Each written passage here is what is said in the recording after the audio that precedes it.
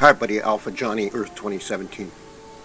3-part rant this time, and I've got to go fast or it turns into 3 hours. Cataclysm, E.T. and the Empire, and the tribes. First, Cataclysm. This information all shown to me by E.T. himself, saw Sarkons, back around 1980. In response to a question that I asked after all the other questions had been asked, a checklist of questions that we asked, all answered openly and fully, and often with using psionic memories, which is what this epic adventure is. So, I wanted to see the early formative stages of the Earth, and I also wanted to see some of the rock carving of the early Earth, and I was fascinated because of the stuff I'd seen on Mars.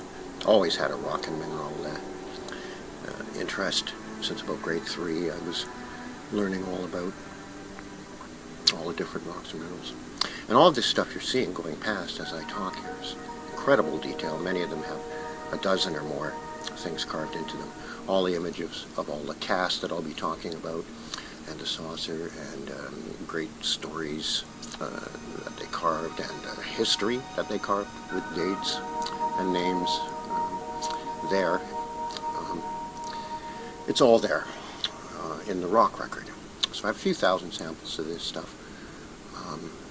Anybody interested in that, working on that at different levels of cleaning it up, displaying it, sorting it, categorizing it, deciphering, decoding it, get a hold of me. Anyway, we'll start with the Cataclysm, which was just an absolutely shocking memory. That's where it started off. So, you're standing on the Earth, looking off down a river. Down to your right, there's a nice river, and you're in a tropical jungle environment. There are large trees everywhere. There's a lot of rock, and teeming life, swarming snakes, and primarily reptilian, but many insectoid and other creatures. Now this is this cataclysmic heat event, which is either the original cataclysm, a returning chunk of something smashing into the Earth, or a massive supervolcano going off from possibly from the 3 mountains that are featured as the main location that a lot of this adventure unfolds. Doesn't matter which, but prior to the cataclysm, this Earth was a teeming tropical jungle. Now, we end up in northern North America here, just to set the scene a little more clearly, but the Earth apparently being knocked 17 degrees or so off its axis. However that panned out, this area may have been further south, but I don't think it really matters. I think that most of the Earth was a lot more tropical before we had half our atmosphere blown off. Anyway, here comes our heat event from above. We have teeming tropical jungle life, where we are standing watching this psionic memory through the eyes of one of E.T.'s creatures down on the ground, as E.T.'s are safe up in their ship during this event. Probably watched it through the eyes of one of many creatures down on the ground, insectoid life form, humanoid life form, whatever. So that's how you could visually experience this memory, which is what happened. First thing you see is a flash of light, but 2 to 3 seconds later, everything starts to turn into rock from the heat. The millions of creatures swarming around in this area only have time to react. It's part of a second, because you can tell that the way their heads and parts of them that are still visible are all bent just the tiniest bit, to the left, to the right, just away from this heat source that showed up in the sky above them. And it came down so fast that the temperature must have gone 1,000, 5,000, 10,000 up to whatever impossible temperature it took to crystallize an entire landscape. And that's in fact what happened. Anything that didn't incinerate in the first second or two just changed color and became solid rock. All the rock changed composition, all of the soil was largely crystallized. Anything under the ground to a certain depth would have been instantly crystallized. So in 5 seconds, everything turned green, gray, black, and solidified into crystal or rock. In the following 5 seconds, the reaction finished off. And I assume all of the harder materials, including a lot of the bones of the creatures and other rock and or just a million weird reactions happened, and we saw great lines of quartz crackling off across the landscape in every direction. Then, in the final dying seconds of this, as the last parts of the surface of planet Earth crystallized in this ring of 300 miles or so around up in the North American Shield, various crystals and other forms making crackling and popping noises like popcorn. And you had the crystallized landscape. Everything green, gray, black, rock and or crystallized quartz-like and many other crystalline forms. And it was over in less than 10 to 15 seconds. So there's your millions of years of rock being compressed between layers of stuff and then brought up to the surface and ground by a glacier. No, it all happened at once. That's the cataclysm. I'm showing that. And just to keep moving, the sonic memory jumps ahead to what I believe is the 1450s. I mean, there's a lot of dating on the rocks, but it's very hard to make some of it out specifically, whether it's referring to a historic event or a current event. So I'm thinking 1450s, 50 years before Columbus, but if it's the 1540s, it doesn't matter because everything's skewed out of order 50 to 100 years when it comes down to history. The names are all there, the events are mostly there. It's just E.T. that's been completely written out. And you can understand why. E.T.'s been trying to make that happen since the beginning. It's largely what this memory is about, is E.T. hiding their presence. And human beings have been working on that disinfo for a couple of good reasons and bad reasons ever since. So it's a mountain of lies that have to be corrected, and that's why it's taking so long. Anyway, we are now in the hills above Rome in a very nice house, which is the Pope's headquarters. And he has his staff there. Not many people, only 5 or 6 people wandering around. And when the memory starts, an assistant young man of the Pope is saying something along the lines of, "We've got to do something here. The army has been sitting for a year and a half, 2, nothing going on. What are we to do?" Well, the Pope has just come into the room and he waves this guy off and he says, no, he says, "Don't worry, he'll come. He always shows up eventually, and we know that this is one of the places he comes to. That's all we can do." So they're waiting for somebody to bring, you guessed it, the message of God and instructions. Sure enough, some days or a week later, E.T. saucer lands a short distance away, and a short time later, a great big guy walks into the hall. Now everybody's up and excited, and they fill the seats, all 15 or 20 people that are up there in the Pope's building in the hills above Rome. And in comes this huge, tall man. And he's tall. He's 9 or 10 feet tall, all with a big shawl covering him all over. He's very strong and powerful looking. And it's him. It's the preacher.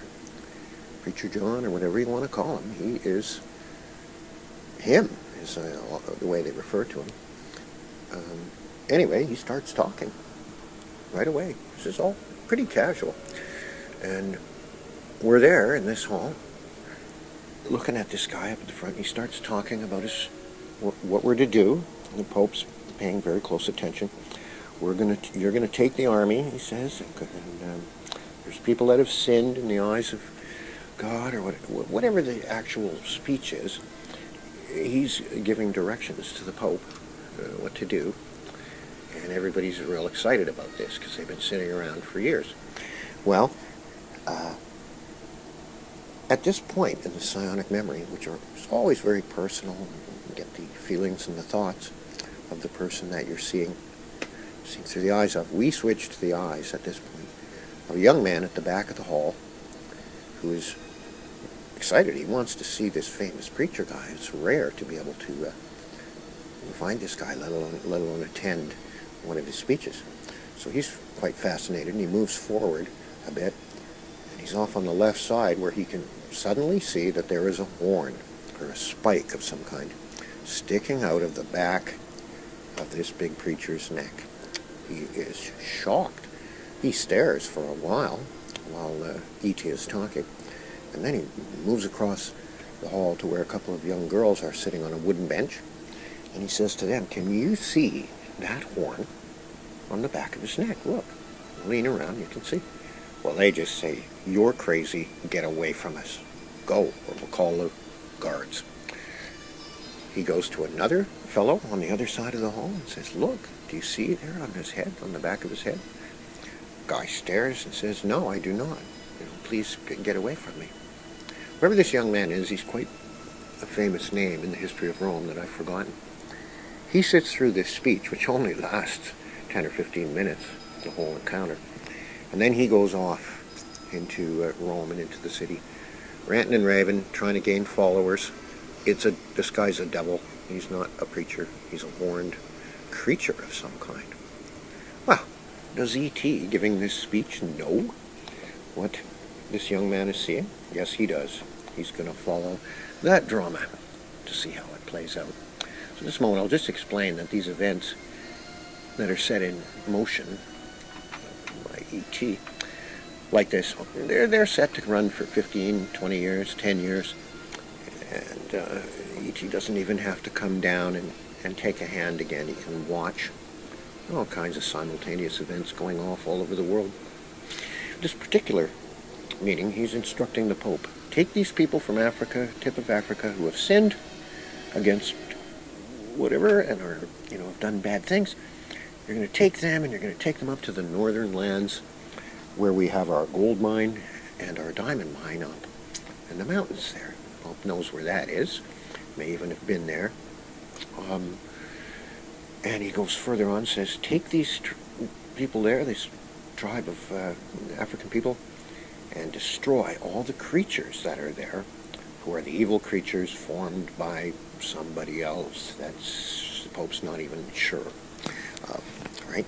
He's not even quite sure what they're being directed to do, other than go take these creatures, which are all crystallized, part of the crystallized landscape, chop off their heads, remove them to a distance of at least 100 yards, and smash them up again, so that no creature has two eyes left in its head. I remember that specific instruction. And the Pope's listening to this, going, all right. But he has a question. He says, shouldn't these people, should we not grant them the grace of this or that? E.T. says no, and he kind of glances up and he said, this is coming down. This is the order that I'm getting from above, and we must obey. And so Pope goes, okay, fine. Then our E.T. just leaves. He's been there giving these instructions once or twice, making sure that it's understood by the Pope. Everybody else just is sort of goggle-eyed, all the staff and the cooks and just a guard or two, and people keep record keepers and people like that, There's no generals or army or any spectacle of Rome or anything like that. The Pope is to go off and just tell the one guy, the general, said, okay, get the army ready, get them in the boats, we're going here. Done. Now, the next day or so, they all get into the boats here now. And in these times, in ancient times, just to give it a little more perspective, in case you're visualizing something like you've seen in a movie or something.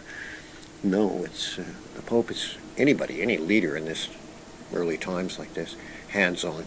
The Pope has to get all dressed up and get on the boats with the soldiers. I think of them as guards, the metal helmeted Empire guards, and head off from Rome, get down to southern Africa, deal with the tribes there, sail back up to North America, give the orders, and be hands-on at all times. So no such thing as a pope sitting in a room imperiously giving orders to anybody. And the further back you go, the truer this is. And by the time you get back to Napoleon, there's just absolutely no resemblance to the so-called Roman Empire of chain of command, such as is portrayed hundreds of times. It's just nothing like that existed. Sorry, fans of history. Here we are in boats headed across the ocean to go down to Africa. And you think it's a big invading army that's going to come in and just do what they want, but nah, it's only about 100 soldiers and 6 or 8 boats. And what they do is sneaky. The Pope, who's I don't know which one he is, but there's so many carvings of him as this, I don't know. He's got a real foxy look on him. And the soldiers are pretty much just Lugans. And away they go, and they get to Africa, and the Pope takes 2 or 3 of his big guards with him. Instead of going to the tribe that they're going to kidnap, he goes to the people next door, the next African chief over from our tribe. And he starts talking to him and says, these people who live next door to you, down on the coast there, was the very best land in the Red Rock region with the beautiful waterfalls and all the best land down on the tip of Africa there. He said, these people are, sinful, you would be much better people to populate that land than they are. Well, the African chief's not liking this guy at all, but he's got these big armored guys with him. And he says, those people next door, that tribe, wow, they're fairly lazy. He says some of them don't even get up until midday. And that's about all he can think to say about them. Maybe they're feisty and they have clan resentment going on there or something, but this is serious. These people looks like they mean business, right? And the Pope says, yes, he says, they're very lazy and they've sinned, and if we take them away with us, you look like the kind of people who would make much better use of that prime land down there. Now the chief is thinking, is this guy serious? And he says, well, they're pretty lazy. Some don't get up till noon, midday. That's all he can think of to say about them. And the Pope just says, fine. And he says, you come on over there in a few days, and that land can be yours. But, he says, that's prime land. We could just keep that. But if we give it to you, what you must do is destroy all the works that the tribe has left behind, all the red rock carving, all through that entire area, and up on the side of that mountain by the waterfalls and all of it, and make it into your own land. Just destroy all evidence of the tribe next door. Well, now this chief really can't believe this. And he really doesn't like these people, but he can't say anything much other than, well, okay, and they're leaving anyway. They just leave. They've informed him what's going to happen in a roundabout way. Sure enough, the next thing we see is the soldiers piling out of their boats on the beach, and there's the tribe standing around. And their elders and their wise people are not around because they sense something's going on. And of course, as soon as the Pope and his soldiers come right out on the beach and approach these big, tall people, he starts talking, saying, where's your elders? Where's Josie and Ty and Solomon and the leaders of your tribe? And they say, no, they're not coming out until you tell us what you want. Oh, we don't want anything. We've just got a proposition for you. I just want to talk to your elders. I can't talk to you people. This goes on. And finally, out comes Josie and Ty and a few of them, the older wise people, wise men, leaders of the tribe. And they talk for a while, and it's like, we just wanted you to come with us for a few months, like a vacation. We have work for you to do. Our God has told us to do this. Well, our God says this. Well, he says, that's too bad, because...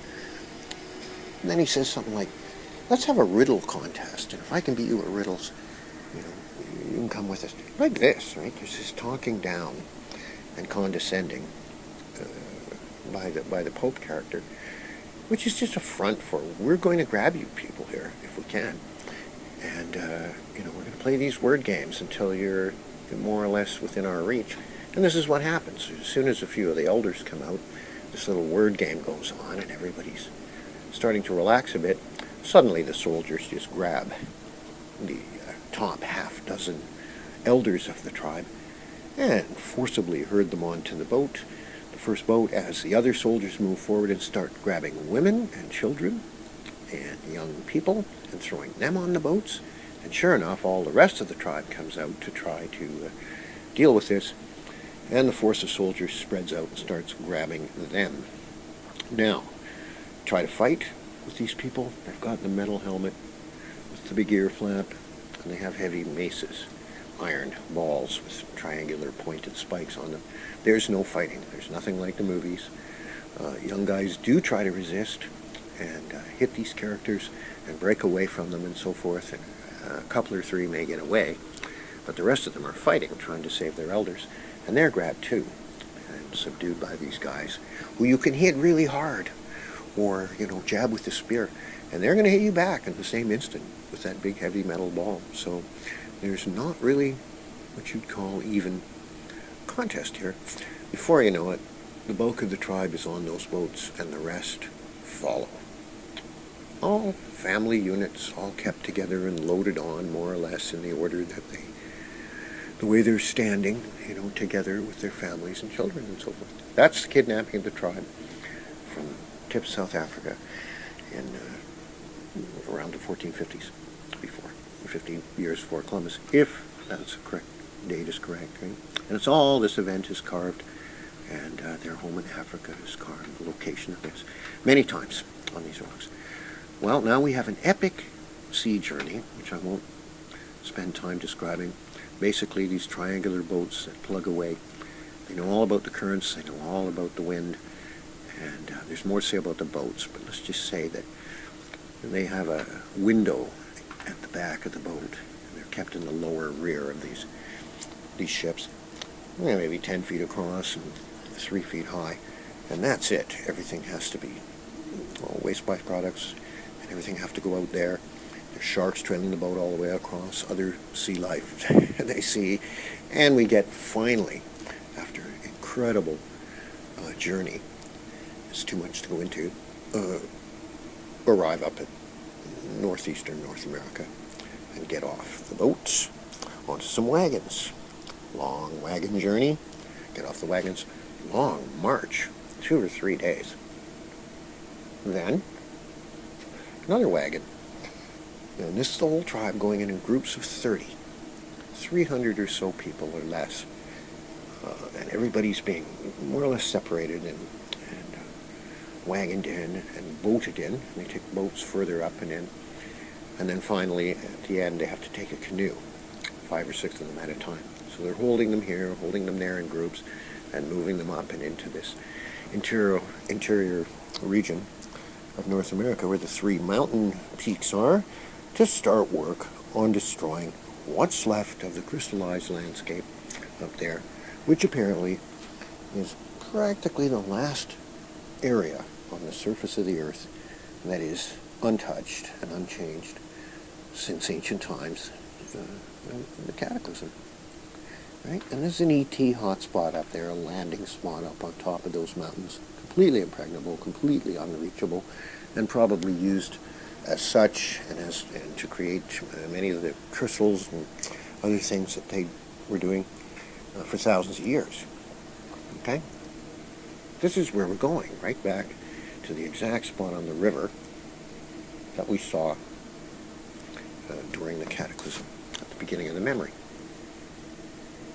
Let's keep it short. We get there, and the first groups are canoed in. And we'll have to get to the actual characters here, because that's the main part of the adventure. Mum, Josie, Ty, the leader of the tribe, the other elder, wise people, a few kids. The first group of 30 that comes in are the main leaders of the entire tribe back in Africa. So around the time that they are finally canoed in to around the last little area there, basically impenetrably rocky, rough North America, others are coming up behind them and being held in this sort of holding area, maybe a mile or two away from the ultimate destination. Well, that's when the escape happens. 3 of the young men have been planning on the boat and all the way over to make a run for it at a key moment, and that they figured that by waiting a few weeks and not trying to escape, they'll be able to do this. And sure enough, maybe 60 or 70 of the tribe standing around, these 3 managed to slip out and run away fast into the wild landscape. And it's not discovered for an hour or two. And we have a posse of guards forming. We have the rest of the tribe members being whipped and put in chains now, and everything's suddenly very much more tense. And that event plays out with the escaping 3 running into a settler, French or English settler, on his own big farm up there with a big log cabin, and managing to explain to him, even though it takes a while to overcome the language barrier and they have to pull out maps and so forth, they explain that they're a tribe, where they're from, what's happened, who's kidnapped them, and so forth. And they just want to get word out to anyone they can so that the king of Africa and or whoever might find out about this, right? And this is, you got to visualize, this is the way the world is when a big, huge event like this happens. Nobody's going to know, a country or two away, for months at least. And even then, what are they going to do about it? Do they have proof of it? And so forth. It's very different. The flow of information around the world is completely stifled, basically. In other words, if those 3 hadn't escaped and done that, nobody in North America, except very few people who had seen the tribe in passing being taken there, would even know that these people were present on the continent. Nobody, except the native, the First Nations people up there. And they probably weren't in touch with the King of Africa or Europe or anything. See, we didn't have boats that sailed. You didn't have anything, no communication whatsoever. Anyway, we've arrived now at the river where we saw everything crystallized. It's not that way anymore, of course. The river is full and growth is lush and so forth. But stretching off down the river on either side and all through the entire landscape all around there are walls of rock, fairly thin, oddly shaped, thousands of different types. Walls of rock and crystallized stuff like nobody has seen before. Even the guards are shocked by it. The tribe is astounded by what they see. Just like a canyon of rock, 30, 40, 50 feet tall, all different heights and sizes as it goes away down the river on either side. Starting maybe 50 yards back from the river. It's just like going into the woods. Except about half of it is huge standing chunks of rock of every different color, with all kinds of quartz running through it and other colors of rock and minerals. So just an unbelievable place. There's nowhere like it on Earth today. Well, this is where we're to start work. And we'll just jump into the characters now a little more. The tribe decanoes at the end of this, and Mum Josie and the rest of them get off. And there's 6 or 8 elder women who are in this group, and they set up camp on the beach. The tribe sets up camp in half an hour at this place, and it is just like home. That would mean a beautiful big fire pit, seats around it, rocks in position, even carved slightly to accommodate comfortable seating. They've got the kids' area worked out, where they're going to sleep, an area built for them, where they're going to do laundry, where they're going to make hand tools, where to grind the food, where to prepare the food, all of it. they've set up camp like home in a half an hour.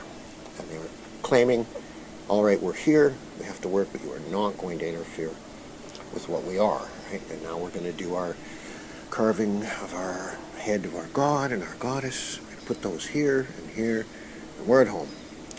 And that took them half an hour. Meanwhile, an hour and a half later, the guards are still struggling to make their little area a little further back from the river. The tribe set up more or less on the edge of the beach, which is maybe 20 or 30 yards down to the river. And the further back, almost to the woods, to the canyon walls, the guards have a little fence built, and they put up a little tent area that they can hide behind, because they're not allowed to take off their helmets. Otherwise, they have to keep their helmets on when they're dealing with the slaves, the tribe. All right, I'm going fast here and leaving stuff out, but otherwise this goes on forever. First day, everyone goes to sleep, and at sunrise, the guards are beating and cracking whips. It's like, get up, everybody, it's time to work. Well, the tribe is horrified. Some of them don't get up to midday. You don't get up at 6 in the morning and start working hard, but that's what's happening. So they take the top 10 or 12 guys and some of the girls with baskets on their heads, and they go off into the canyons and woods area away from the river a bit. And sure enough, there's hundreds and thousands of creatures and other things that meet the criteria of what they are to destroy. Well, right away, they have to chop the heads off some big 10, 15-foot long snakes. And Ty, our leader, is looking around going, well, here's some, the guards say, pick up some rock and start doing the work. And so they pick up these big jagged hunks of rock, of which there's tens of thousands laying around. He says, look, let us put these on handles, little axes. He said, we can do this way better. No, you're not allowed to have anything in your hands that could be used as a weapon against the guards. You people are the great rock carvers. Pick up hand tools and do the job. So they do. They pick up big 2 and 3 pound hunks of jagged spiky quartz, and they start cutting these things off. And they're so good at it, you can't believe it. They just instinctively find sharp-edged rock, take another rock and sharpen up a point, and sure enough, they can chop the head off a 10-foot long crystallized snake with one shot.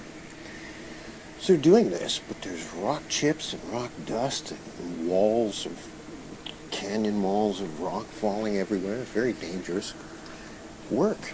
Right away, Ty starts complaining about this thing. This is absolutely crazy, waking us up in the morning to do this. This is absurd, and here's why. No, they smack him in the head with a, one of their non-spiky clubs, and he's bleeding. Nobody ever forgets that. There's many carvings of that, and that's the very first entry of the tribe into North America working.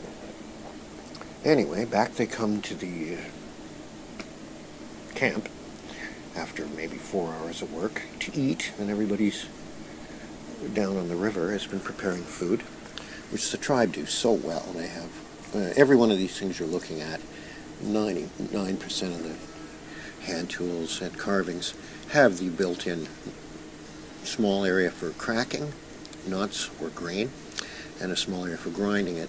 It's actually a 3-part process. I'll describe it more later. Back come the women with baskets full of snake heads, lizard heads, parts of anything deemed truly offensive, which includes carvings of Easter Island men, not allowed, carvings of the Sphinx, not allowed, any of the insectoid alien life forms, completely not allowed. This stuff's all being destroyed by being broken in half where it is, in the woods, in the canyons, and then the heads brought back to the beach, where Mum Josie and 6 or 7 other elder women of the tribe are sitting, and they're rock carving experts. Josie is the greatest of them all. And they just knock the heads off these things like nothing, right? And throw them in these big chip piles. The chip piles would start forming all down the river. That's where all of this material came from, where it had to be, where I knew it had to be, and where it was. Hundreds and hundreds of years later, even though this area had been scoured dozens and dozens of times by many, many people, when I went to find the remnants of the chip pile, there they were. I don't think they intended it to be 500 years before it was discovered and their story told, but they damn well made sure their story would be found by somebody someday, by lacing these chip piles with tens of thousands of fairly intricately carved stuff. And also, as you look at this stuff, remember it's coming from dead ET Central for thousands of years up in that shield area. And there'll be tens of thousands of other pieces of work by these people all around the world, since all the best stuff that people could get their hands on was stolen at the time or in subsequent sweeps of this area. But this material, in vast quantity, was more or less hidden deliberately, and a lot of it is not your valuable looking crystalline forms, so it was ignored over the centuries as people scooped up all the soapstone and jade and everything else in this area, right? But we're back to our first day. We've come back at lunch, and people have ground up enough grain and food, and everybody eats a big hearty meal and goes back into the woods and starts smashing down walls of rock that look like trees still. You can see even bits of leaves, and it's just very petrified wood that's still standing. The jungles of it. Really hard to describe. They're smashing this stuff down at a record rate, and at the end of the day, after maybe 8 or 10 hours work, everybody comes back and is exhausted and just passes out on the beach. For the first 2 or 3 days, this is intolerable to the tribe that they be gotten up so early. Well, some of the Native First Nations people are around, and they pop out of the woods a couple of times and try to talk to the tribe members, and it's pretty obvious right off the bat that everybody is that isn't part of this Empire Guards army thing from God knows where, is pretty much on the same team against these guys, right? So First Nations people in the areas, the tribes, they are costumed as impressively as these great big 6 and 7 foot tall African people that have shown up. The headdresses and the clothing of the First Nations people just amazes the tribe. They just think these are the most impressive people we have ever seen anywhere. That's more than Africa. There's nobody like this cool in Africa, right? Because, of course, there's slightly more clothing people that live up there, even though there's no snow in these years up in that heavily freezing part of the world now. Volcanoes might have something to do with that, but the Native American clothing and outfits and headdresses and feathers and just their shawls and their blankets and the colors of everything are just about the most impressive people that the tribe have ever seen. So they immediately bond with them against the empire, even though the native tribes of the area are not enslaved up to this point by this empire, right? Some of their young men in particular have been working in the gold mine.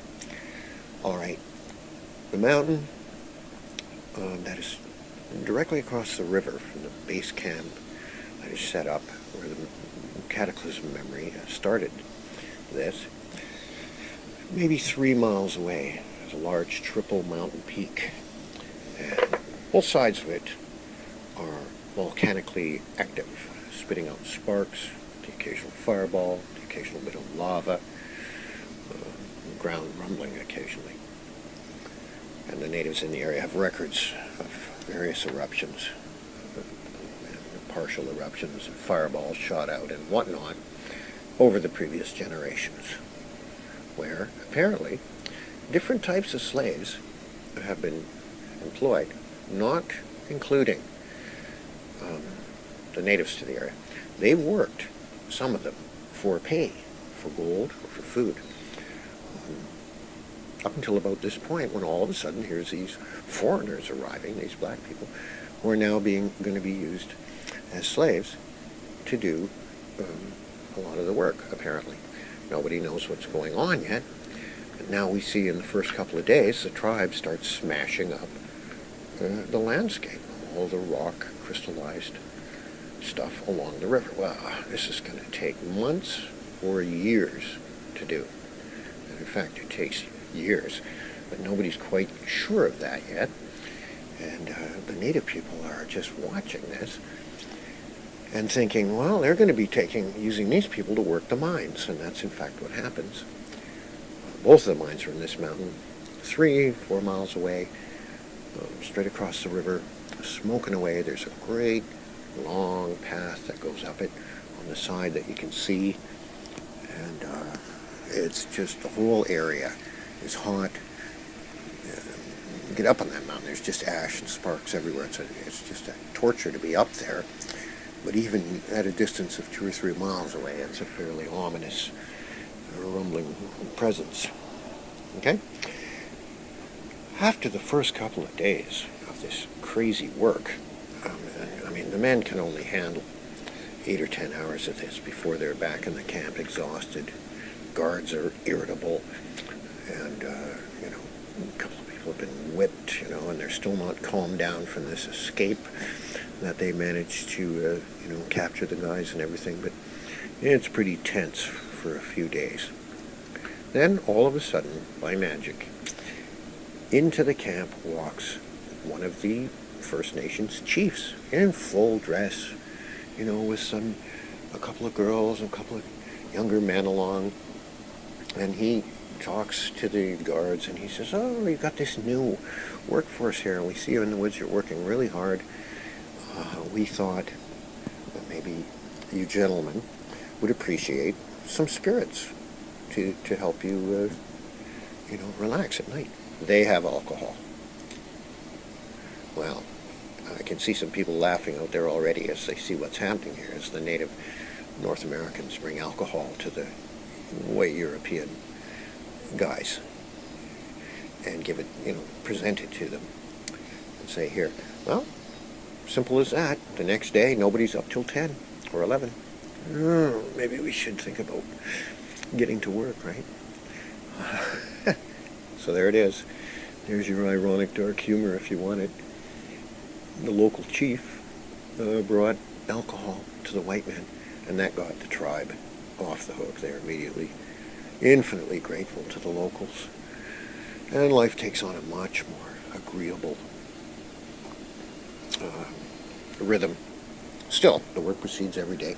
Most of the psionic memory that I get, though, stays along the river with Mum Josie and Cece, who's a tweener, and the kids, Pi, who's 3 or so when this memory gets going, and others of the first group of 30 that are in. Effectively, there's 8 women who stay at the beach most days, do the cleaning, laundry, fishing, food preparation, and chop the heads off all the baskets of snake and lizard heads that are carried down to the beach and dumped, and throw them in the piles. And that becomes the routine for weeks and months and years as they move down the river. But there's many, many incidents along the way. Too many to keep this under 3 hours, apparently, and put people to sleep. So, this gets going, and the rock carving starts as a secret society forms inside the tribe. Like, you can't believe it's just like secret signals for everything. Nothing gets through to the guards. Everything is misrepresented to the guards. How long something takes. Well, that takes half an hour. No, it takes 6 minutes. But we're going to stretch it to half an hour every time, pass the word through the tribe. This is how we do this is how we do that. We've got to maintain our own lifestyle and everything to do with it. And we've got to fool these guys. And it's just exactly like a secret society with secret signals. And they even have signals and ways of talking to the other tribes in the area, the First Nations, North American people, so that these Empire guards, who mostly just sit in their tent area playing some stupid gambling game all the time, they're not going to catch on to what's going on. And their tribe more or less going to be able to control things. Now that they're all set up in North America, and this is their new home, land of 1,000 types of rock that they've never seen before. So in a way, it's a wonderland. It's the upside of being kidnapped and having their land stolen. Is they live in this absolutely gorgeous place where every day is an adventure. And that's how life is to these people. Josie, greatest rock carver of them all, is dwarfish. She's the wise one. She doesn't get around so well. Actually, she's not a true dwarf at all. It's just she has very short legs, maybe half what they should be. But she's powerfully built, normal looking, homely, always wearing a shawl, always laughing and smiling. More or less the spiritual leader of them all and the greatest rock carver of them all, known as Mum to the tribe.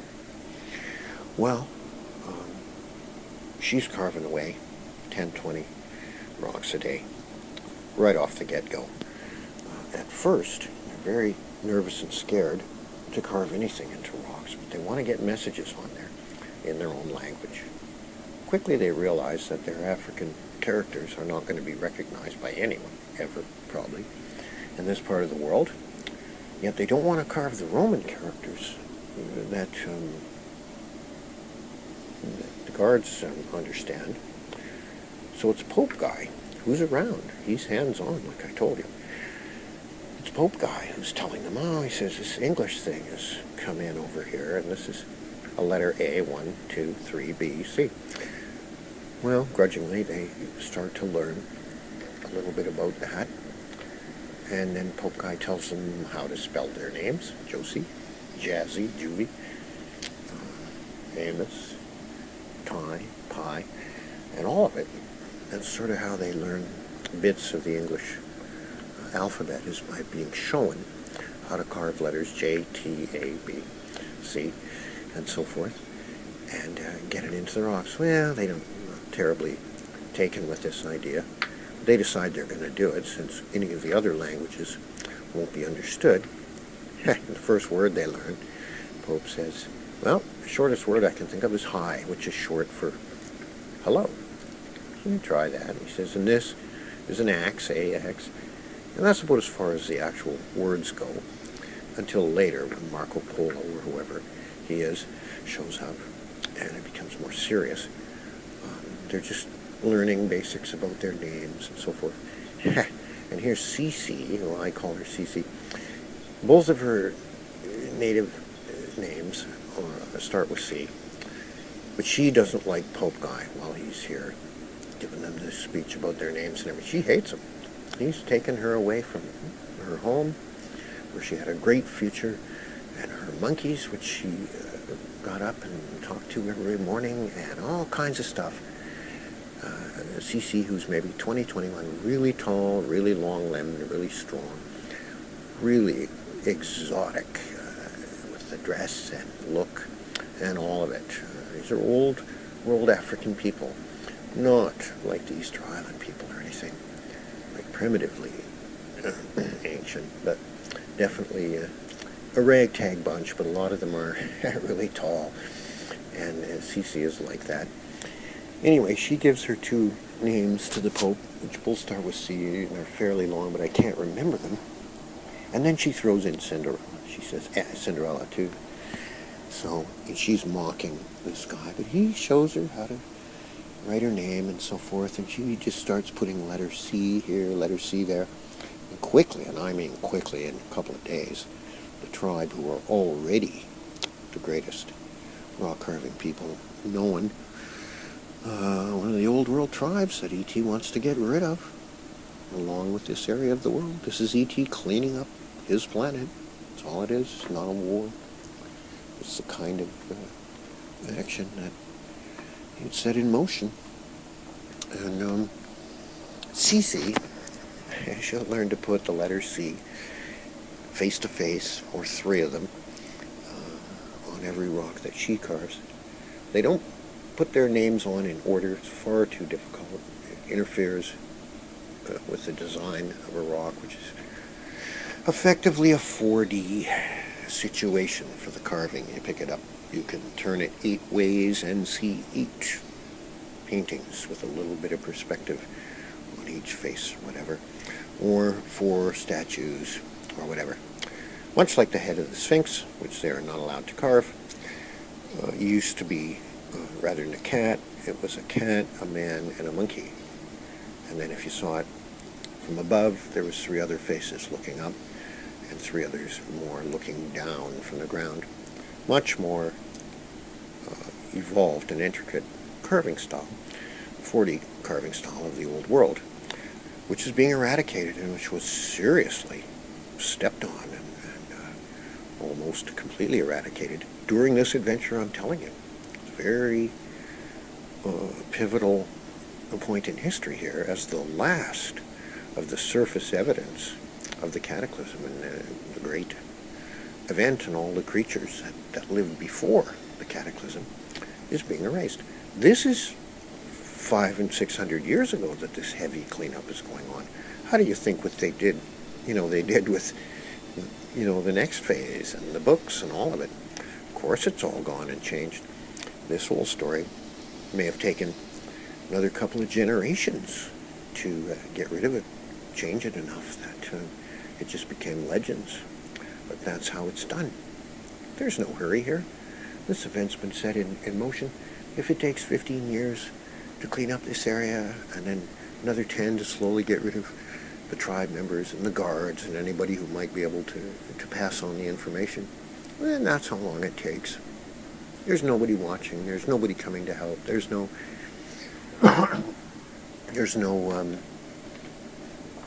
artificial reality. Everything's real. If you've got somebody in a position, no matter how cruel it is, no matter how long it is, it can go on for 10 or 20 years, and then you stand and there's nobody there to do anything about it, let alone fight back against something like these Empire guys, who quite simply have the better tech, and you can't get it. And that's that. If they take you into the woods for 25 years and you don't have metal tools, and they do, well then that's what happens for 25 years. You can't catch up. There's nobody to appeal to. And so much more, that puts a feeling on everything that's very hard to explain to people. There's absolutely nothing like any movie. People didn't have these illusions or concepts like people do today that are just castles in the sand, in the sky. Everything was very real, and you dealt with it. So there we are on the river, into a routine. The next 30 people come in, they're sent further down the river, or off in a different direction, to do this entire area, clean it up. Even using 300 people, this is going to take 8 or 10 years. Well, that's what happens. All right. Before I talk too much about the amazing rock carving and the characters a little more, primarily Josie is the main character here, and Cece and a few others, and some of the kids, Pi. We'll get to them in detail. But first, let's go to the mountain, because after a few weeks on site, all of a sudden, it's your turn to go up to the gold or diamond mine and put in your week or whatever it is of work. Well, that's a 3-mile trudge across a really rough landscape, But we all do it. Josie does it even though she has extremely short legs. She's very powerful. She won't take a ride. She's with her sisters and family. And even though she's sort of this exception by being a bit dwarfish and by being this clearly the most talented people out of anyone, wherever she is, and recognized as such in those days, honestly, amongst her peers, she refuses a ride. She trudges that 3 miles across those rocks and goes up that steep landscape to this cave mouth, which is the entrance to this mountain where the mines are, and inside the cave is stairs going up and up and up and around, just to get you up vertically 100 or 2 feet. And then there's another ramp, and then you emerge onto this flat area where there's a trail going up the side of that mountain that just stretches way up out of sight. Dirt path, big wide dirt path. Wow, it's going to take a day or 2 to get up this thing. And they're all elders of the tribe now, the old bewhiskered men and all of them, and young ones. About 20 of them, I guess, at a time are taken up there. And they walk up there, and it's torturous. And halfway up, one of the elders just isn't going to make it, has a stroke, falls down, guards whip on him, merciless. No, he's not getting up. He just is left and dies right there. So now the tribe is starting to get even more worried and more secretive about these crazy guards who are just not aggressive, but boy, they just merciless. When you're driving them all the way up the side of this mountain. Finally, you make it either to the gold or the diamond mine. Either of these places has and the last 100 or 2 yards into the gold mine is so steep, and you go off the trail and turn left straight up, so steep that you almost have to use your hands, and you can barely climb up there. And the guards whip you a bit. You climb up into the gold mine, which is just a big long tunnel heading straight over to the edge, to the end of the mountain, where there's an open hole and a 200 or 300 foot drop to the ground below. So there's nowhere to go once you're in there. You can't come back down. 2 guards could keep 100 people imprisoned in there the way this thing is designed. And you chop away with these really high quality tools, it turns out, at walls and floor and ceiling of heavy, heavy gold bearing rock. That's the gold mine. And you just go in there and do your share for whatever it is, 3 days, as long as people can work in there without going insane, and then you're let go and the next batch is brought through. Now up above this gold mine, on the plateau of the mountain above, is a guard barracks, and it's just a big cabin built right on top of where there's a big gold deposit up there too, and they're just tunneling straight down into it. And eventually that vein of gold meets up with the tunnel below around the time that this all happens.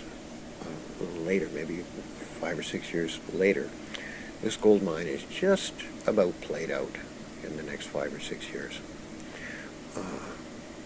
If you're anywhere outside of that guard barracks, on any of the trails or the plateau area up on the top, or anywhere that you go up on this mountain, it's very dangerous. There are huge cinders and burning bits, and the air is very hard to breathe with the ash, and the heat is incredible, and it's just a real nightmare being up there without shelter. So you're better off in the gold mine or the guard barracks, but the diamond mine is possibly worse. So to get up there, you go further along past the gold mine and up and around, higher and higher, until you finally come to an area where there's a ramp at the end, just like with the gold mine. This is bigger and wider even, and steeper and longer, and you have to, it's guarded at all times. You have to go up there probably take an hour to climb up that last little part. And then you go into the so-called diamond mine. Now, I don't know what other crystals are being formed in there. ET may need for various reasons. Diamonds, emeralds, other crystals for their use. And you enter at the top of this ramp a big cavern. It's not huge.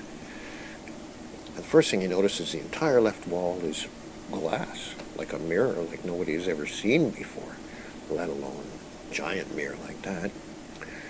But then there's just nothing in there except rock walls. There's a little kind of a shelf of some kind on one wall, but then on the right side is where this crystal activity is happening and things are forming there. And right through the rock walls on 2 or 3 sides of this room, something's going on. You can hear it like a rumbling and a giant chemical reaction of some kind. And it's just this volcano is happening very near you, just through those walls over there. Something is going on.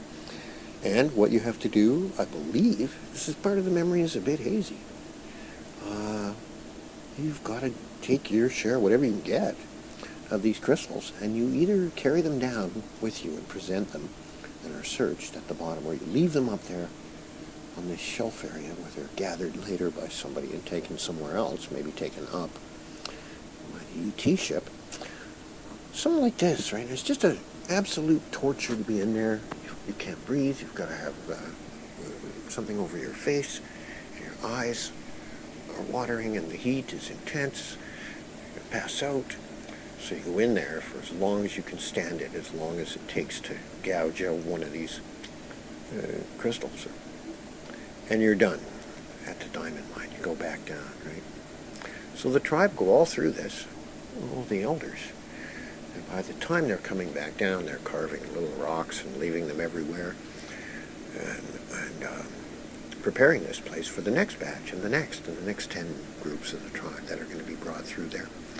They assume, because the tribe's broken into 10 groups of 30, hence the 10 tribes, and they're being sent up there, more or less one after the other. They're being kept separated, but they do manage to send runners after a while and get signals back and forth and keep track of each other and all the families, and they even could change personnel back and forth a bit here and there if they ask nicely. And you have to visualize this whole area of the world for maybe 20 or 30 square miles at any given time. The tribe spread out, groups of 30 with 5 or 6 guards, each a main base more or less set up at the base of the river for all of the destruction that's going on, home base.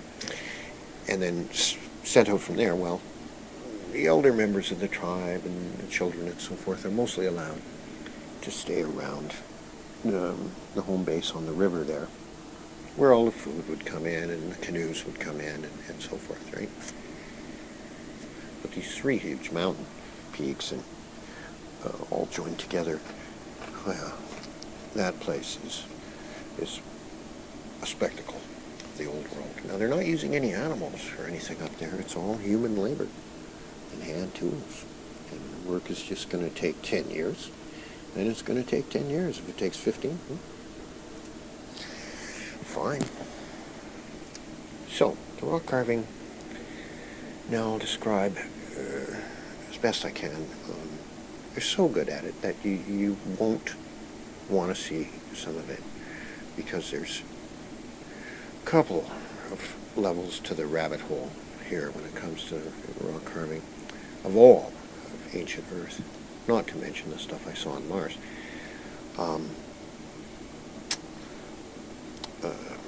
First of all, pre-human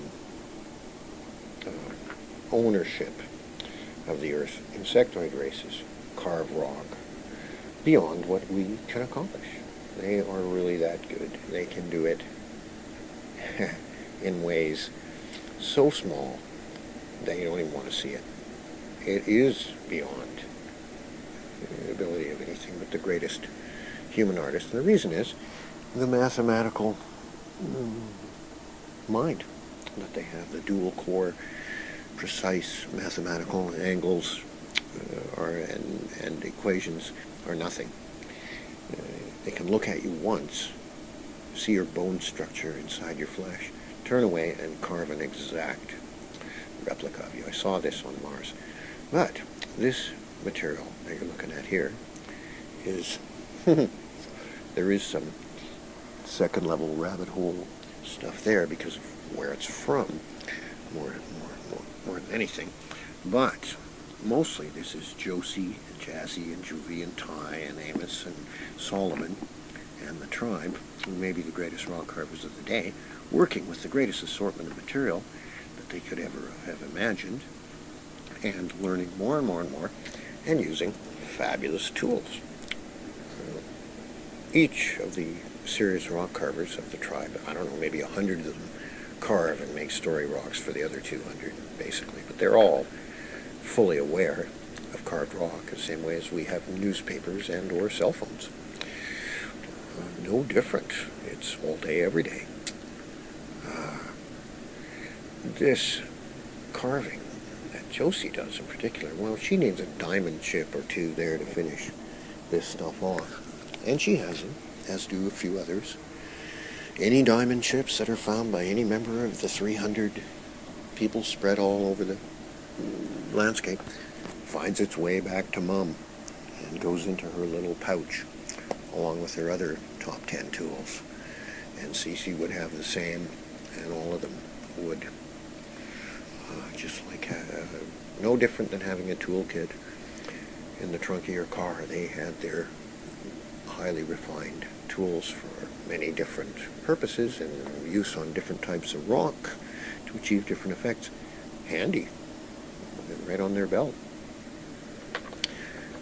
I'll just go to a quick CC memory now to show you a bit more about the rock carving, and I wish I could display this rock someday. Where is it? I want to hold it in my hand while I talk here.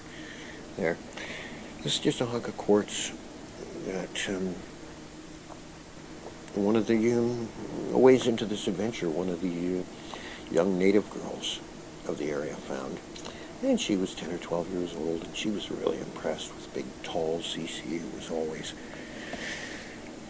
dressed to the hilt and had amazing, huge hair with cool stuff in it, and face paint and body paint and bracelets and ankle bracelets and wild-looking skirts and outfits and jewelry, and was just this big, strong, huge, tall, attractive African woman like no one had ever seen. Well, this young girl, she wanted to meet her, so she got this piece of quartz and went over and said, "Oh, hi, I don't mean to disturb you, I see you're busy, but could you show me how you make your basic hand tool like you have there for the, And she says, "Oh, okay, I'm busy, but I'll show you." Takes this piece of quartz, and Brace looks at it for a second or two, braces it up and says, "All right, you see I'm going to have to do these two cuts here? All right, the angle is right there. You see that line there? Okay." She winds up with this sharp-edged, heavy rock in her right hand. And you're seeing this through her eyes, this exact angle that she's going to hit this piece of quartz at. And she nails that thing, and a chip flies out of there like you've hit it with a carbide chisel and a big, heavy hammer. I mean, this is professional baseball wind-up. Just key rack, spins it around, lines up the next one, crack. Does that 3 or 4 times, then goes to the shorter chopping motions, turns it sideways and says, to get these pieces out, you come in this angle, zing, zing, zing. Just strong, okay, and unafraid to hit rock with other rock really hard, not cut yourself, not make a mistake, and make this hand tool, which you then refine the grip of down very smooth and perfect to your hand with another 8 or 10 hits. Then any little area that you want to work certain surfaces or do certain things with food or whatever is done. Then she's going to show you how to put your name into it. So this one has a couple of letter C's just banged into it to show her how. Then the little girl tries to put her initials into it, and the memory ends. And I don't think that the native people any of them ever bothered becoming really great rock carvers. They made all the tools they needed, of course, for grinding food, for cutting hides or whatever. But they weren't artistically motivated like the tribe were, because where they were in North America they were surrounded by the most amazing, intricate, crystallized life forms, true to life, as well as all kinds of ancient old world carvings of Easter Island man and ETs and stuff that were still kicking around some of the areas up there by the tens of thousands. Evidence and carving from the old world that was of such high quality that the native North Americans thought, wow, we're not going there. But the tribe in Africa, they hadn't been disturbed by ET for generations. They were the rock carving people of the old world. So what the native North Americans were expert at was wood. And the totem poles that I saw, I don't know if anything's as good as that is still around today, but they were just magnificent. And generally they were of animals and spirits. The spirits, you see, each animal and creature in the world was a spirit of one type or another, as were human beings. That was the belief, if you want to call it a religious belief, the common sense belief of both tribes from both continents. Old world people at one with nature. Wow, Paradise Lost really is the end of that. E.T. trying to get rid of all of these people who lived in balance with the planet and with nature. If we could have pulled the plug right there, right then in 1450, things would have been fine. But no, the destruction of the neighborhood for miles in every direction goes on. And very shortly, we reach the Magic Valley, where the real trouble starts. I was going to talk more about the religious arguments and stuff that go on that are just a front for this. Everybody's trying to, tribes trying to say, we need time to, our God says this and that. Every time, back comes the Pope saying, well, our God, who he can actually look up occasionally and point up there, it says this, and so it was a redundant argument. Religion was the language that they taught sometimes, but everybody just sort of realized that it wasn't going to change anything. So I'll go into that later, but we've reached the Magic Valley a short way down the river, and the Magic Valley is sacred native land. Now, it's not in their image. They're not set up living there, but it's special to say the least. Better preserved than anything you've seen so far from the cataclysm. But when they get to this clearing where this magic, not Crystal Valley, not the Special Valley, not anything, not the Magic Valley, because it's impossible. And first thing they see as they approach this place, there's some kind of a structure in there. Not too large, a small house, but standing there at the mouth to this entranceway to this place are the local First Nations chief and a few of the braves. Here come the guards with the tribe in tow, Mum Josie and Ty and the first group through. Maybe 20, 25 of them in their rock hand tools, and the guards with their big iron clubs. They reach where the chief and the braves are standing, and the chief holds up his hand and says, "Stop. This is our sacred land. You can go anywhere else. You can go east, west, north, but you can't come into this little the Magic Valley." And the guard says, keeps coming forward, and the chief sort of holds up his stick and stops him at the chest and says, "No, stop. You have gone too far." Takes a couple more steps back and draws a line in the sand. And he said, "This is the entrance to our valley. You must not cross it." Well, of course, the main guard does just walk straight across the line, and the chief up and clouts him with his stick, with his walking stick or club, whatever, with a big rock on the end of it. Hits the guy in the side of the head, hard enough to make him bleed, and bleed from his ear. And the guy strikes right back with this big, heavy, armored ball with the triangular points. And that's, the chief is hit in the head, and that's it for him. Down he goes, bleeding profusely. And the guards just stomp forward, armored like one, and there's no way the 4 or 5 braves there can deal with this. And the tribe is just there going, well, we have to do this. And all of it's carved later in intricate detail by Josie. In particular, who was standing right there looking at it. The whole incident, the look of shock and horror, and the actual posture and the outfit and the costume of the braves, and the chief with the triangular wound in his head is one of the more common, if not the most common carving to find, as everybody who was there carved it, and the story was told hundreds of times to everybody who came in. As soon as they arrived, they said, well, this is what's happened of import. And that is a pivotal moment in history. Right there is that one goofball guard clobbers this older, smaller chief who's just sort of making a strong point, saying, no, let's have a discussion about this or something here. You just go somewhere else, go talk to your pope. No, we're just going to hit you with this iron ball and just come through here. And they do.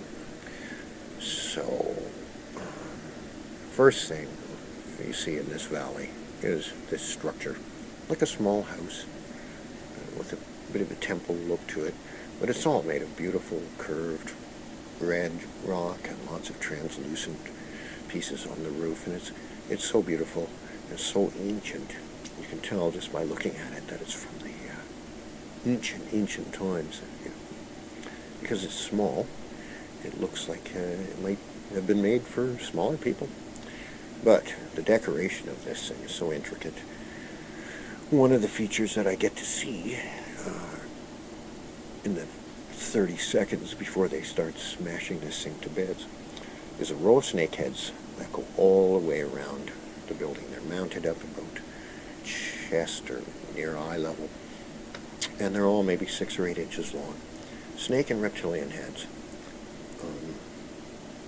Real, obviously not carved, and put together at an earlier time when there were millions of these things around, and you could gather them up by color, so that the first 5 or 6 of these things are green, black, and gray, crystally, and they're all studded with gems here and there, big, larger than a marble, crystals, red, green, different colors, clear like diamonds, like emeralds. Okay?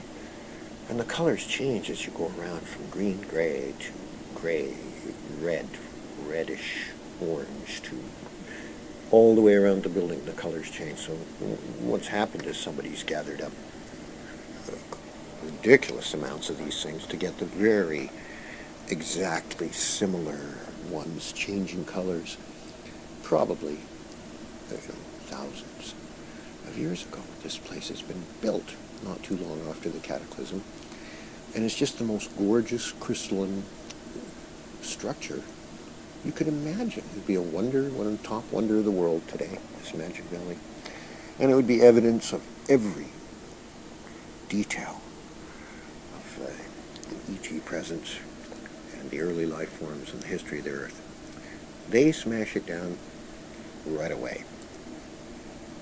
No, looking at it, appreciating it for these guards, all they see is these giant gems, studying it all over the place, and they say, we claim this for the Empire. And they bring out some bags and start smashing this stuff up and gouging out the crystals right out of the snake heads, just joint, and into the bags they go.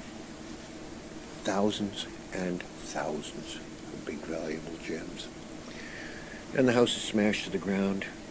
The tribe is horrified by this. They're saying things like, what you're doing is evil. This is not the First Nations people who are off having a meeting by now, and caring for their chief who doesn't make it in about a week. Well, this is about the worst thing the tribe has ever seen. Now this empire is truly evil.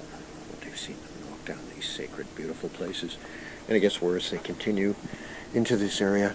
Short distance away, there's a little crystalline humanoid figure standing out in the middle of a little glade. It's about 4 feet tall. Maybe this is the little people who were around when this house was built, thousands of years ago. Crystalline little humanoid. Miniature, not a child. It's just a very small person. Different types of quartzy colored crystal. Quite detailed. Smashed to bits. Just tiny little bits. Later, Mom comes back and finds part of it, finds his foot on the ground and keeps that. I may have that somewhere here, or parts of it, because they would carve it into something. They're trying to steal pieces of this Magic Valley as much as they can, switch it in for their hand tools, hide a couple of key pieces. Nobody's seen anything like this place, because that's just 2 of the items. The rest of this area, you can't even describe it. It's just so ancient and old world, but all turned to crystal. Statues and just life forms, just as where they were when they died, coming down out of trees.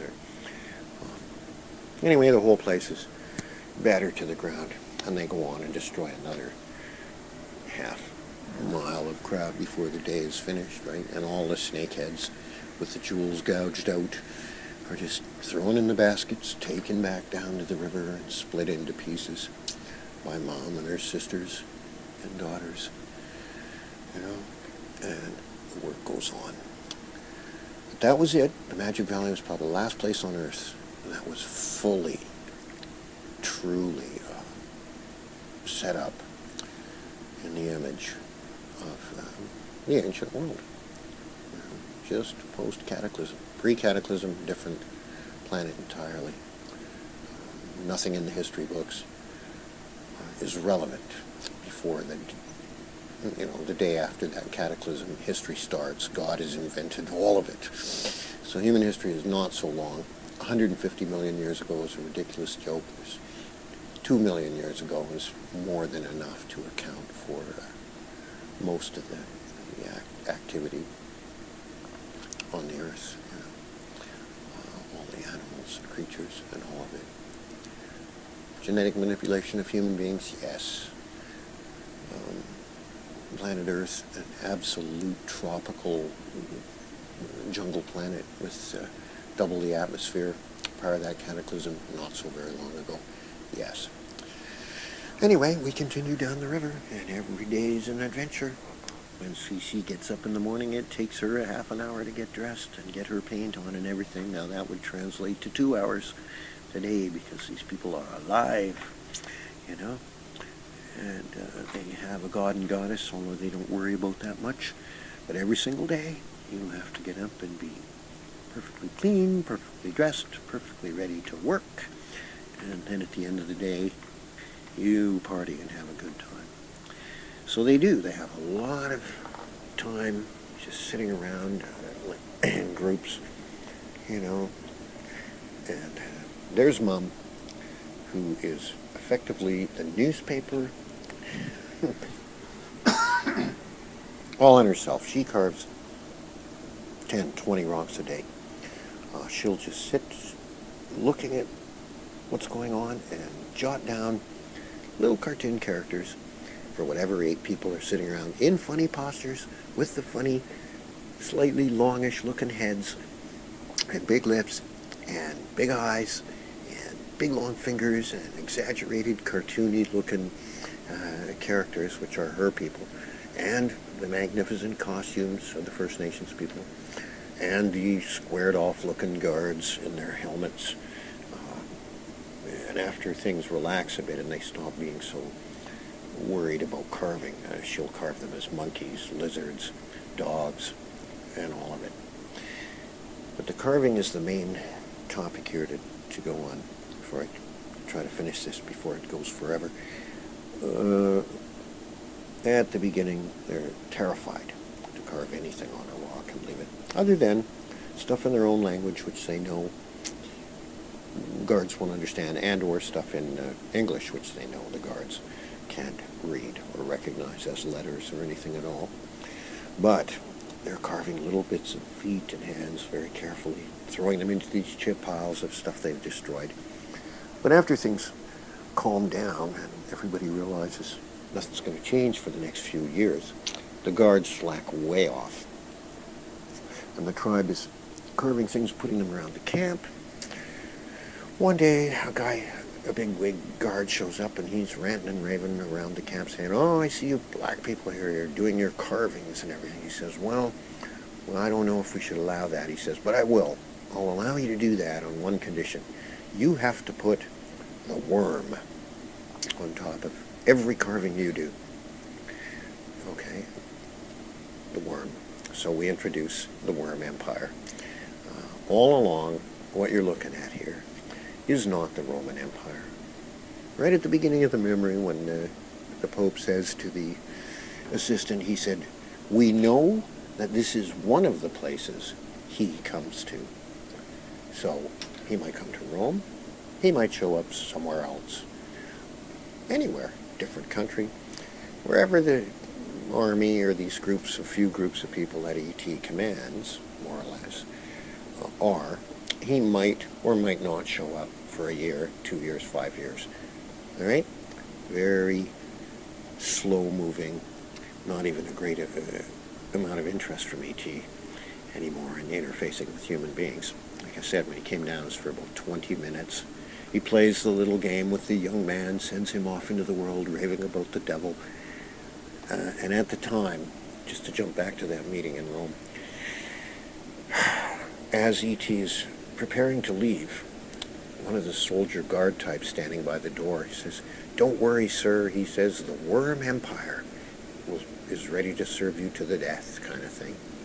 And at this moment, E.T. has to hide a smile and just shake his head as he walks out. Because what the Empire is, the Worm Empire, W-Y-R-M, is in fact named after E.T.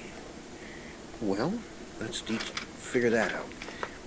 Here's the male alien coming down, evolved from a water bearer, evolved able to have a telepathic screen, appearing like a huge human being, 9 or 10 feet tall when he's actually 12 or 14 feet tall. He's coming down to interface with the Pope and his crew as a human being, and he's been doing it all along. All right. When he looks up and says, well, that message is coming from above, technically from God, we suppose. Well, who's that? It's got to be the wife, sitting in the saucer waiting for him. The wasp, beetle, spider, life form with the huge eyes, even scarier than him. I guess she has a lovely telepathic screen she can use too. And in fact, she's doing a lot of this North America thing here, because this is moving the jewels. This is the last great jewel hoard on the earth. And she's handling a lot of the details of that. But anyway, she's technically God, sitting in the ship. But the Empire, they don't know really what's going on. They think these are human beings, most of them do. When they look up in the sky over the centuries and see the saucer up there, it's just a silver gleaming dot. It could be as small as a star or a lot closer and bigger. Well, the only other thing you ever see up there is the worm, which is the third member of this race, which is a huge annelid worm life form, maybe 100 plus, 150 bigger feet long. And it'll be sunning itself, floating in the anti-gravity field of the saucer. And this is what they've seen over the centuries, and this is what they have named their empire after, and what they carve their uniforms to look like and their helmets. and so forth. Going back hundreds and hundreds of years, variations of this. Eventually, they end up calling themselves the Worm Empire because that's all they ever see up there is the worm. Well, the worm is Rover, basically, is the pet, the third member. And E.T. just thinks this is so funny that they have named the Empire after Rover. Personally, I'm not so amused by that, but what can you do? Well, let's cut to two appearances of the worm that I was shown in this memory. First, one day, Mom's sitting on the beach, carving away, having a nice sunny afternoon. Two of the flakier members of the tribe, I believe two young girls, are always trying to get out of work, come up to her and say, we're going to go into the woods to see if we can find some food, because there's a bit of a food shortage on. And she's like, wow, you're not going to find anything in there. And they like, oh, you never know, Will. And so they go giggling off into the woods. And after they're in there a while, they see something moving down at the end of a clearing, head towards it. Suddenly it more or less flows out into the clearing in front of them, and it's 5 or 6 feet off the ground, except it's big and cylindrical and moving very sinuously and smoothly. And it's Rover, but they don't know that. And they head towards it foolishly, thinking maybe this thing is just some stupid animal like a giant worm or something that we can eat. And it notices them. The rest of it flows into the clearing.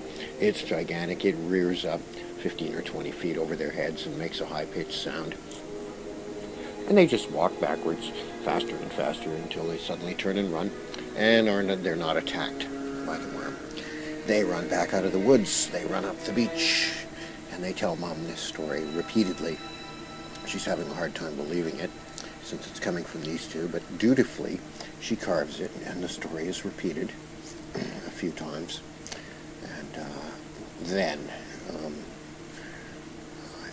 ways on from this, we have another visitation, sudden and unexpected, from the worm and company. Friends, I should just mention at this point, another vehicle of some kind is noted on some of these rocks. You'll see something that looks much more like a rocket, bit of a stubby rocket shape.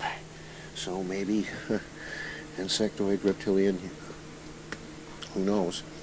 Friends of E.T. were around one time or another, different type of ship. Anyway, the second time we see the worm or unidentified creatures on the ground is same scenario. Mom sitting on the beach and suddenly screaming from up the way, and people look and see 4, 5, 6 people being taken up. One of them at least that we see is bloody, screaming and then not screaming. So something has come down and claimed the lives of 5 or 6 spirits.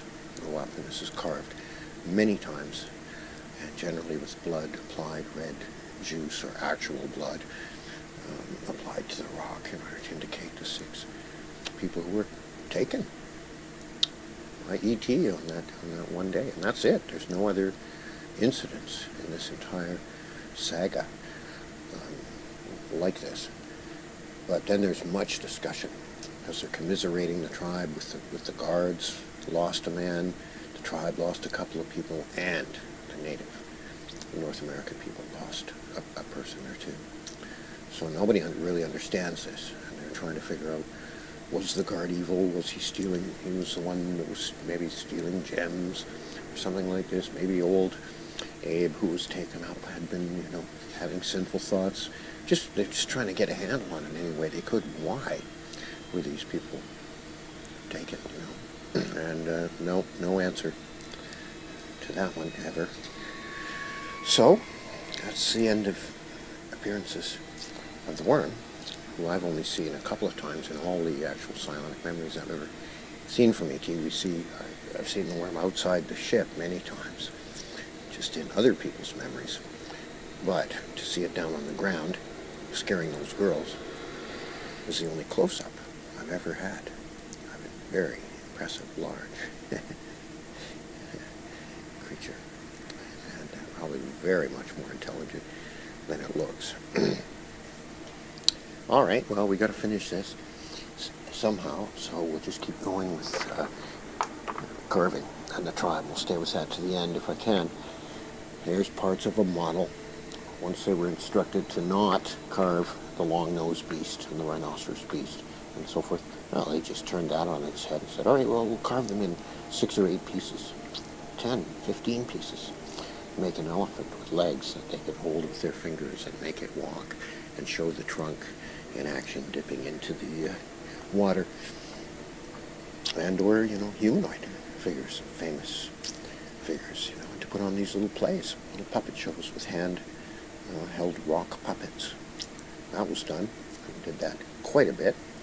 Probably did that a lot more than they would have if they'd stayed at home, because A, there was not much to do other than you had nothing but the landscape to play with, and they were bound and determined to lay on the evidence of their presence in this place as they became more and more aware of the eventual fate of this entire life style that they represented.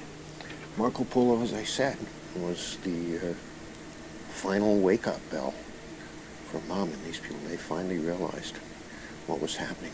They should have never come out of those woods and started fighting as hard as they could right then, but even then,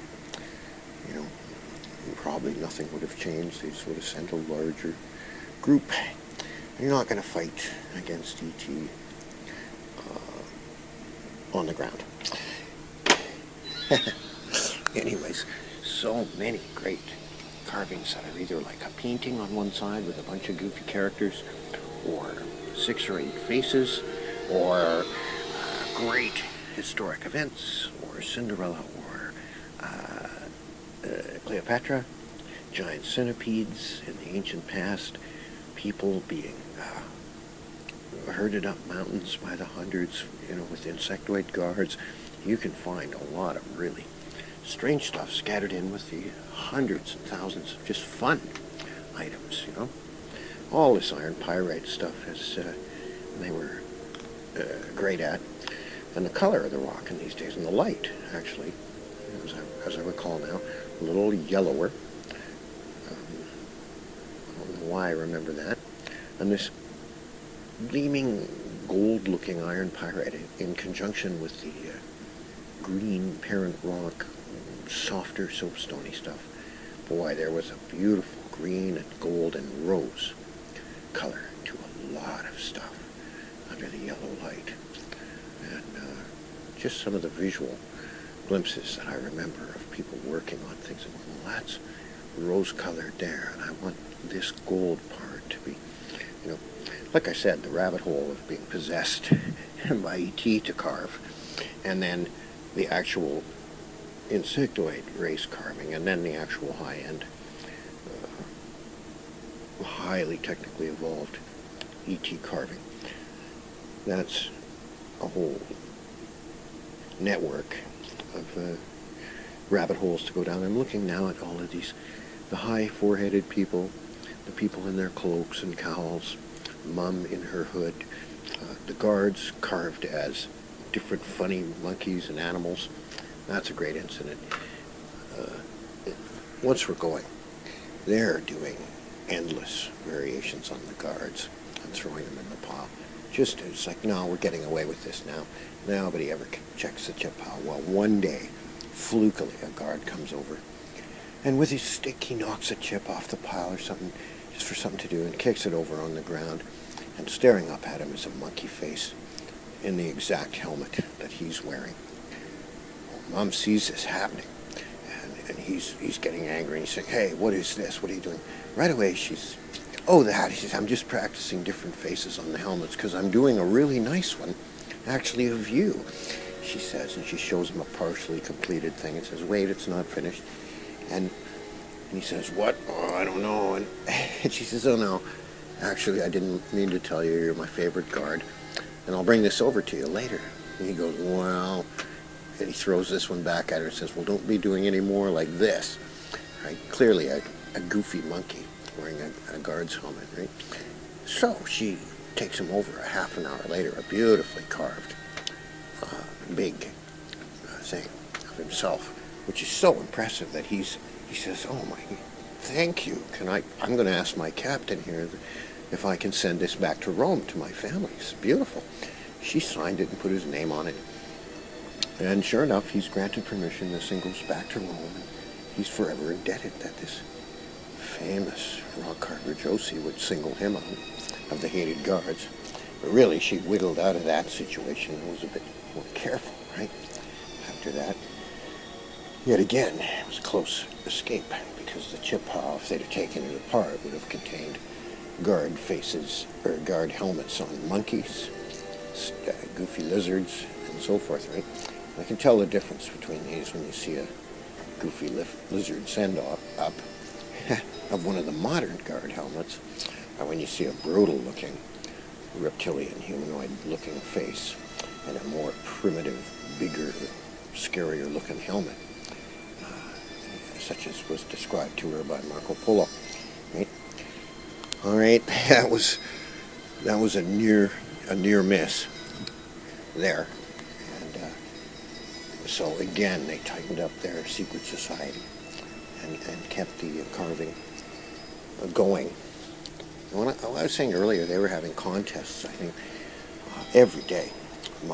Out of the 8 women who were the carving maniacs of the entire bunch at that time, only one of them, Dora, wasn't terribly interested.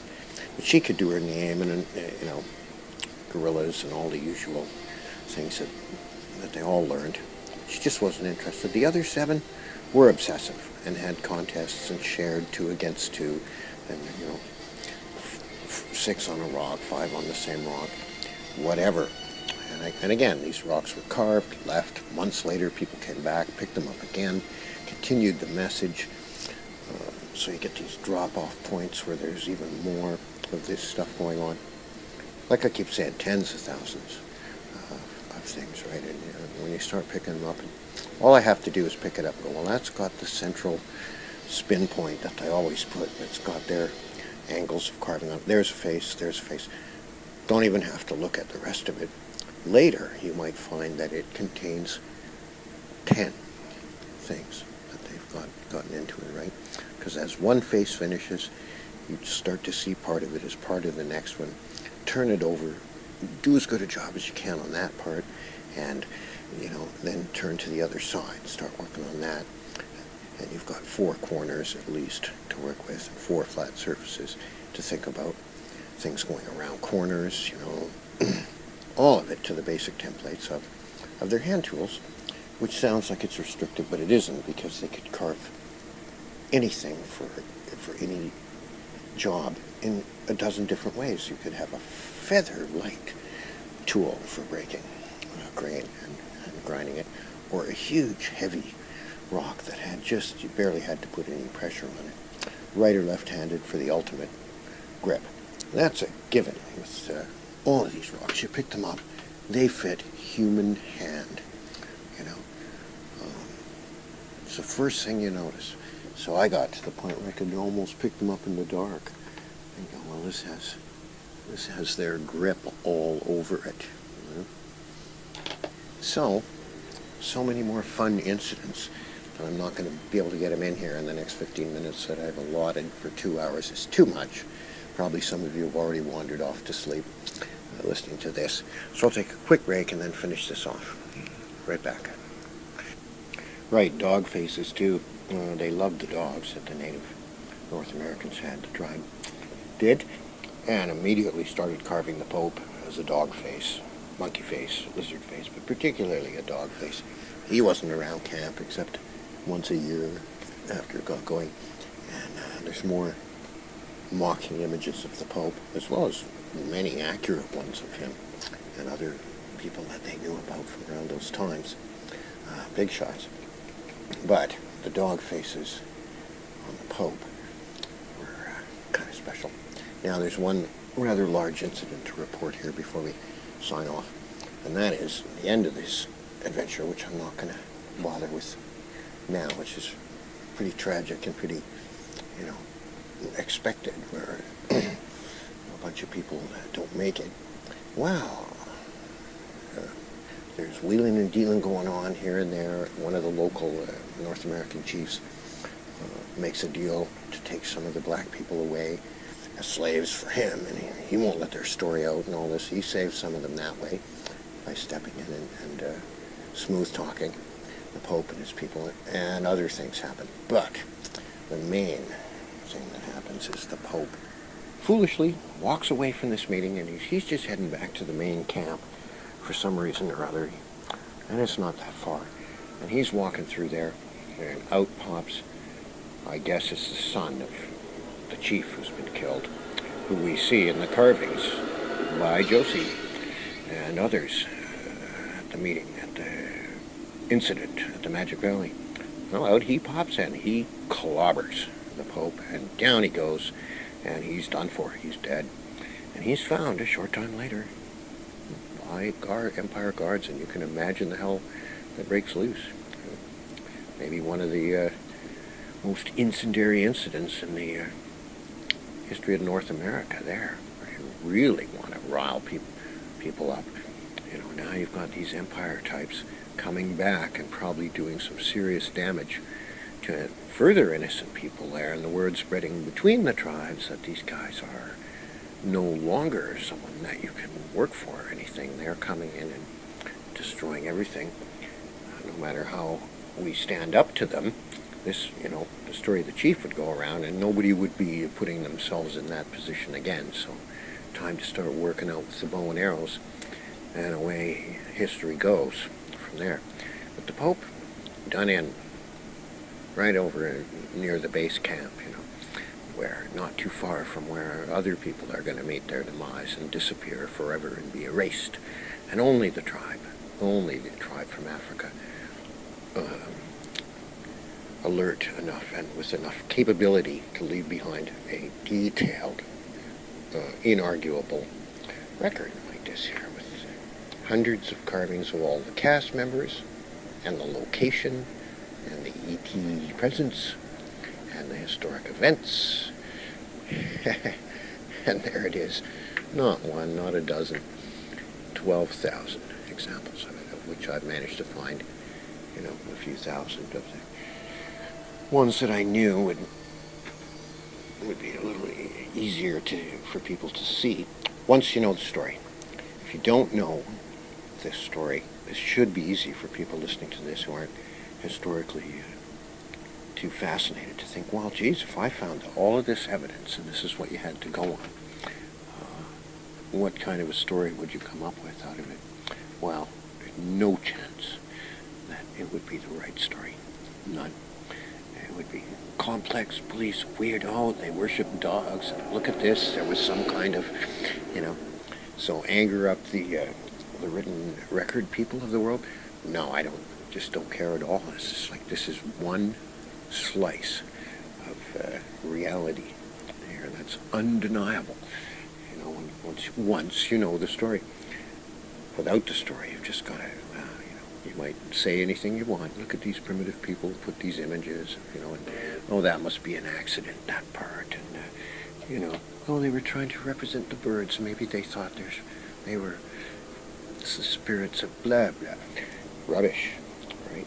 It's just like today. I think these people are very sensible, very ordinary, and, you know, interested in an explanation for things. So if you're watching ET disclosure stuff today and it's making you a bit worried that you don't really quite know where this is all coming from, yeah, that's no different than the 1450s. The thing is, they knew 100% for sure that it was real. It just didn't explain itself. And it's not going to now, right? That's what disclosure is trying to do for you in stages. The last thing I heard about it, just to bring back up to modern times here, was that we're on a bit of a 10-year release program of some kind, or, you know, which is quite some time ago now. So I'm sure there'll be another 5-year plan after that, and a 3-year, and then a year before everything is cobbled together in such a way that people can actually start to change a lot of the large stories that are out there, you know? Because nobody wants this. It's just a hard, cold hard truth is exactly that. You know, it's old and cold and hard. With a lot of great fun moments from these rocks, some of which I saw carved in the actual psionic memory, and then found them in the actual real world. Only 2 or 3 like that, but I got a real chill every time that happened. I said, this is the CC rock, and that little girl, and this is the one that Mom was carving that she left behind for somebody else. Just sitting there along with all the rest of them, thrown in the pile deliberately. That's what they did constantly in those piles. They knew exactly what would happen to that rock, how it had a much better chance to survive inside a pile of rocks where it's not on the top being rained on constantly, and it's not being weathered by the wind, it's not in the river, it's not somewhere where people are going to think it's anything special. They're just loose piles that all the good stuff has been gouged out of in those times, and it had a real good chance to survive and not be gone through by empire types and discovered someday. So this is what this is coming through me, E.T.'s memory. But he doesn't care that the message of Mom and the tribe and their story, and the story of the Native North Americans at that time, which has been altered equally, and the story of Marco Polo, who is just an individual, if that's indeed who it was, who was trying to stop the deception, and realized that this woman and these people who could carve rock better than anyone he'd seen around had the best chance of leaving a record of the truth somewhere, a part of it, right? So he encouraged her and informed her just everything he could, just as if he was a member of the tribe and member of the human race, part of the human race, that felt it was being eradicated, 500 and 600 years ago. Well, it looks like the job got done, doesn't it? And what's going on? That's enough, So disclosure, yeah, great fun, isn't it? I don't know where I am on the so-called curve. I'm way ahead or way behind, and I'm being, ridiculous with the stuff I'm coming up with, because that's how it is. It is a bit mind-boggling, or else you're not getting it, right? As I say, there's enough funny incidents that I've left out, really, to make another 2-hour talk, just the fun bits of this stuff. I have to display it all, take high-quality photographs of a lot of it, and get them up there and stuff. I'm really getting tired of doing this, more or less all by myself. And I just have more fun with these things, looking at them, than television or the internet. So maybe other people will discover that too someday. And I'll be able to afford a good rock polisher. All right, enough. Alpha, Johnny, Earth, 2017. I'll be back with more of this same adventure saga from the ancient past, starring the tribe, the tribes, and evil empire, and ETs, and we'll see you for the next one. Over and out.